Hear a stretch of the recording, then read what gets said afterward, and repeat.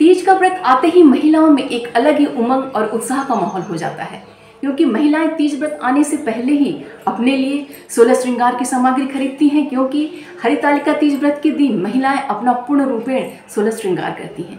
स्वयं के लिए तो श्रृंगार की सामग्री खरीदती ही हैं, माता पार्वती के लिए भी 16 श्रृंगार की सामग्री खरीदती हैं और हरितालिका तीज व्रत के दिन माता पार्वती को वो 16 श्रृंगार की सामग्री भेंट करती हैं, उन्हें अर्पित करती हैं।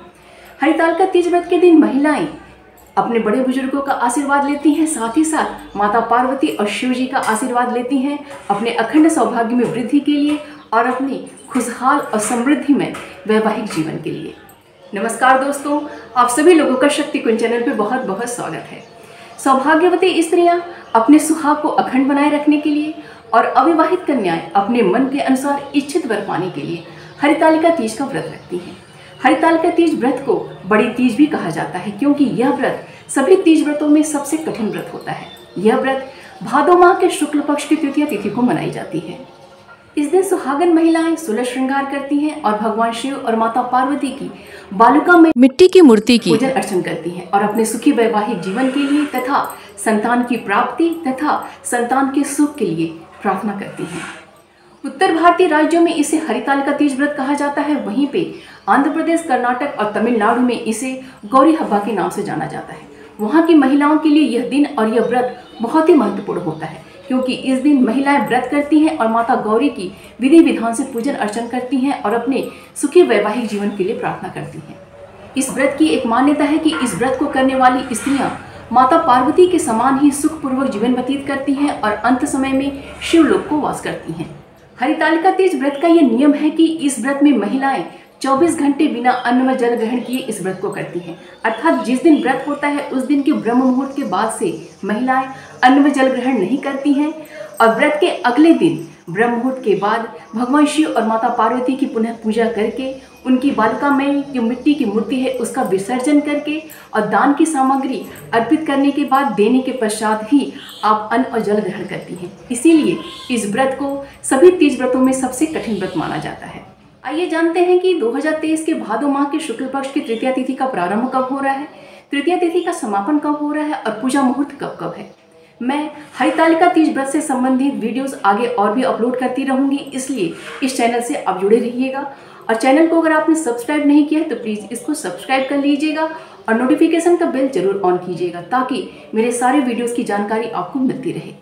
भादो माह के शुक्ल पक्ष की तृतीया तिथि का प्रारंभ 17 सितंबर दिन रविवार की सुबह 11:08 पे हो रहा है और तृतीया तिथि का समापन 18 सितंबर दिन सोमवार की दोपहर में 12:39 पे हो रहा है। इस प्रकार 2023 की हरितालिका तीज व्रत 18 सितंबर दिन सोमवार को रखा जाएगा।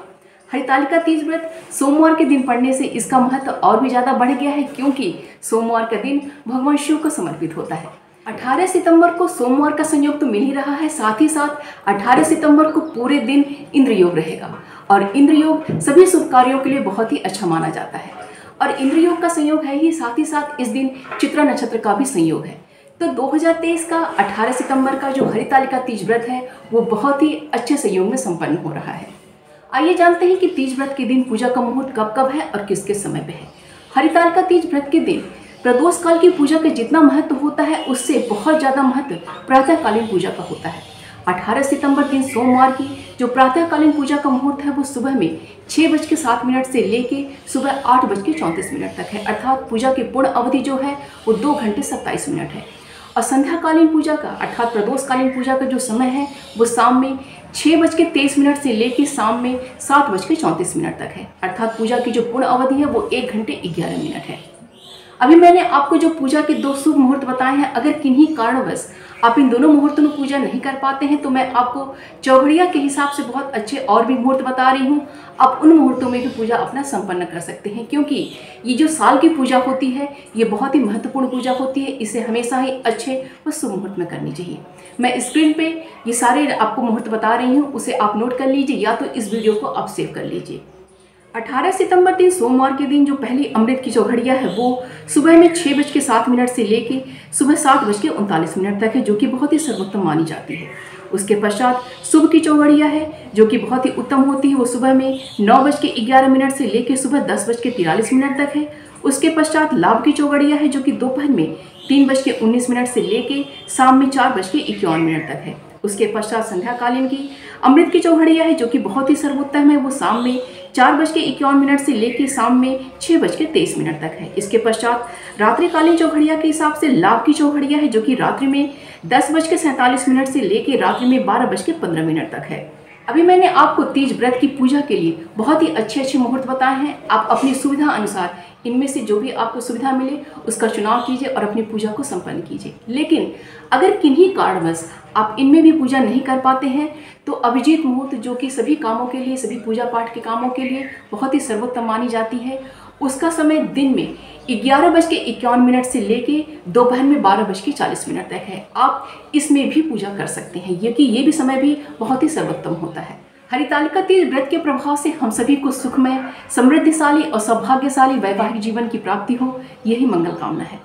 इस व्रत को पूरी श्रद्धा, पूरे मणि योग के संग कीजिए, क्योंकि यह व्रत 1 साल बाद हमें पुनः प्राप्त होगा। क्योंकि यह व्रत हम सभी के लिए बहुत ही महत्वपूर्ण होता है, इसलिए इस व्रत को बहुत ही अच्छे शुभ मुहूर्त में बहुत ही अच्छे ढंग से संपन्न कीजिए। वीडियो पसंद आए तो प्लीज़ इसको लाइक कीजिए और शेयर कीजिए अपने दोस्तों और रिश्तेदारों के संग। मिलते हैं अगले वीडियो में। अपना और अपनों का ख्याल रखिएगा। नमस्कार।